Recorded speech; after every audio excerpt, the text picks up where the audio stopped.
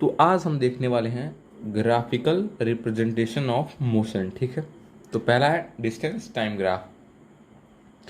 If the position does not change with time, अगर position time के अनुसार change नहीं हो रहा है, ठीक है, इसका मतलब, इस लाइन का मतलब ये है। ठीक, देखिए ये टाइम है और ये डिस्टेंस है। ठीक, और ये डिस्टेंस कांस्टेंट है, यहाँ सीधे लाइन है एक। देखिए यहाँ टाइम तो बढ़ रहा है मगर ये पोजीशन, मान लीजिए यहाँ पे 2 है, यहाँ पे 4 है, तो ये 4 ऐसे कांस्टेंट जा रहा है। ठीक है, इसलिए देखिए यहाँ पे लिखा है if the position does not change with time. Position तो नहीं चेंज होगा ना, टाइम चेंज होगा। इसके नीचे देखते हैं, if body is moving with uniform speed at initial point is origin. ठीक है, if body is moving with uniform speed same speed से जा रही है।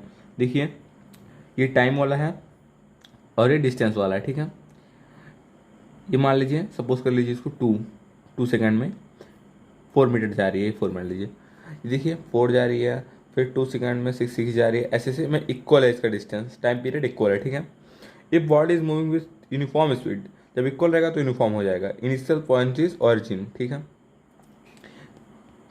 अगला है डिस्टेंस टाइम ग्राफ और यूनिफॉर्म मोशन। ठीक है, तो ये टाइम है, टाइम 2 सेकंड है, 10 जा रहा है, 4 सेकंड में 20, 8 सेकंड में 35। तो देखिए यहाँ पे क्या लिखा है, if distance time graph for uniform motion, if body with variable speed graph is curve. ठीक है, देखिए वेरिएबल स्पीड में क्या होता है, मतलब नॉन यूनिफॉर्म। ठीक है,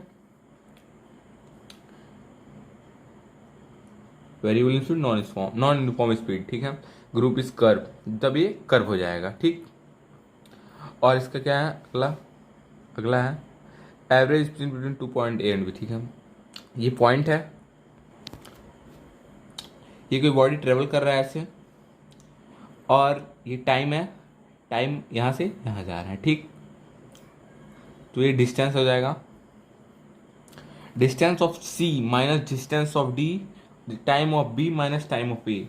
तो क्या निकलेगा हमारा, अगर हमें एवरेज स्पीड निकालना है, एवरेज स्पीड क्या होता है, मतलब जितना डिस्टेंस कवर किया रहेगा और उसको जितना टाइम में कवर किया रहेगा उसको डिवाइड कर देंगे। तो देखिए यहाँ पे average speed between 2 points A and B, distance of C minus distance of D upon time at B minus time at ए।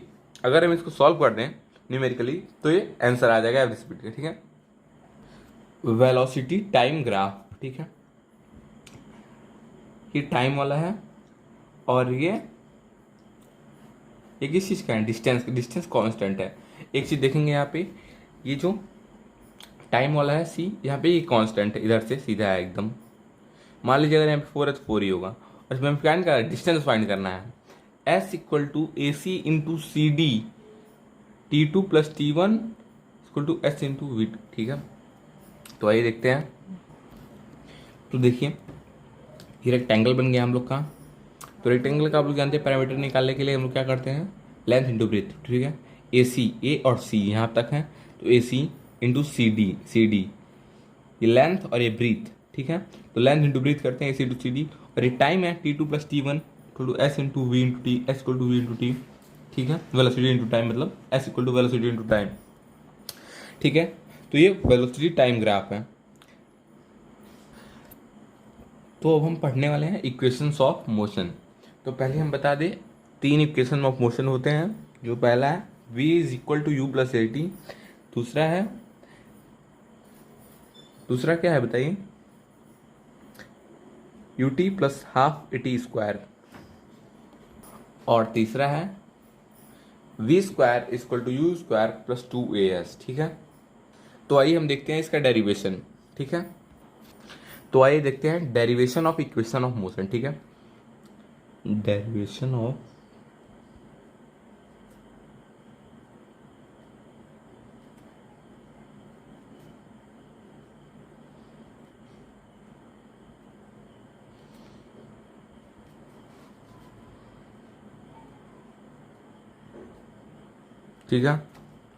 तो पहला क्या है,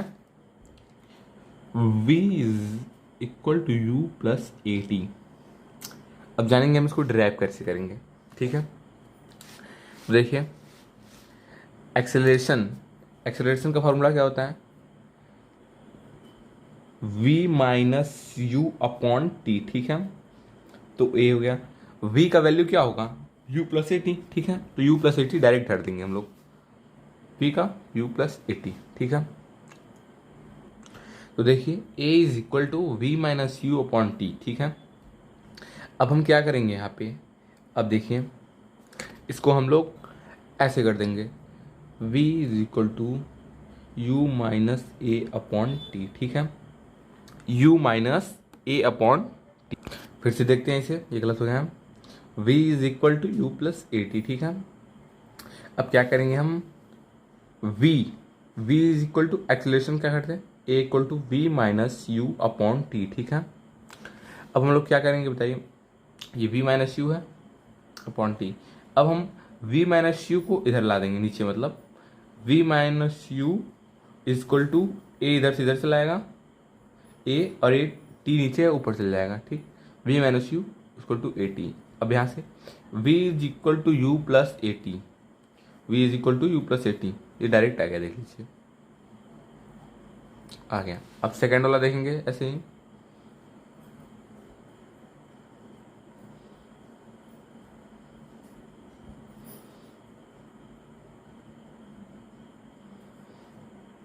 s equal to U T plus half A T square, ठीक है। तो आइए देखिए, S से हमेशा याद रखिएगा, एस से डिस्टेंस को रिप्रेजेंट करता है। तो सेकेंड इक्वेशन ऑफ मोशन में हम लोग velocity is equal to distance upon time, ठीक है। और वेलोसिटी का एवरेज निकालेंगे तो u plus we upon two आएगा, ठीक है। डिस्टेंस को एस से, टाइम को टी से, ठीक है।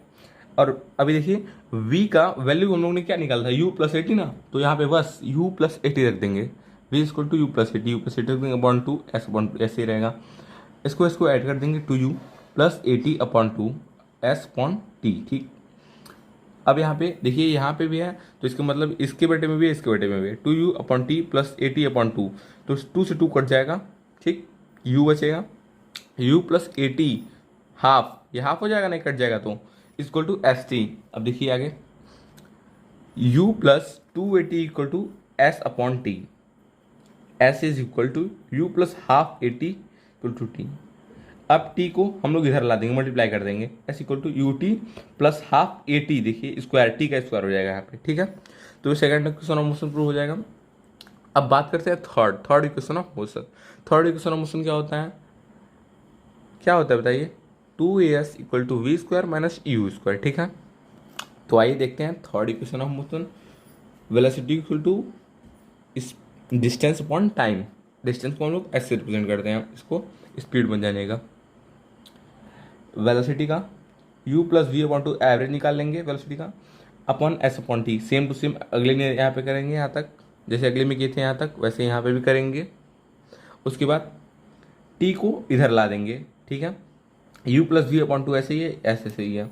अब यहाँ पे t का वैल्यू फाइंड कर लेंगे हम लोग, a is equal to we minus you upon t, then t is equal to we minus you upon a, ठीक है। t का वैल्यू पता चल गया, v minus you upon a. अब यहाँ पे हमें t का वैल्यू पता चल गया, तो t का वैल्यू यहाँ पे रख देंगे v minus you upon a, ठीक है। और यहाँ पे था u plus u upon two is equal to s, ठीक है। v minus u plus we upon two a, ठीक है। अब देखिए यहाँ पे एक फॉर्मूला बन रहा है, a plus B A minus B, तो यहाँ पे हो जाएगा A square minus B square, ठीक है। तो देखिए यहाँ पे v का स्क्वायर माइनस यू का square upon two A equal to S. तो यहाँ से v स्क्वायर यहाँ आ जाएगा और स्क्वायर ऐसे रहेगा, और equal to two A S, S यहाँ का यहाँ पे आ जाएगा, ठीक है। तो ये third equation of motion prove हो गया।